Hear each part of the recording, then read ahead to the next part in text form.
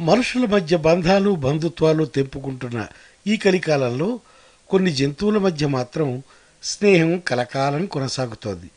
చూడముచ్చటగా సాగుతోంది. అనంతపురం జిల్లా కొత్త చెరువు మండలం కేంద్రంలో కోతి, కుక్క, పందుల స్నేహం పలువురిని ఆకట్టుకుంటోంది.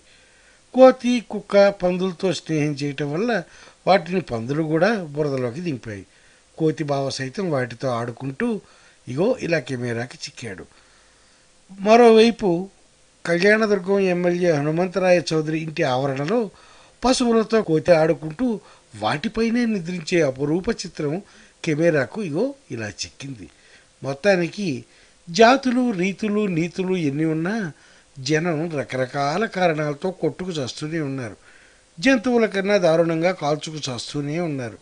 ఇప్పుడు ఈ సన్నివేశాలు చూస్తుంటే మనుషుల కన్నా జంతువులే నయం అనిపించక మానదు. ప్రాణం, జీవం రెండు కళ్ళుగా కలిసిమెలిసి సహజీవనం చేస్తున్నాయి ఇవన్నీ.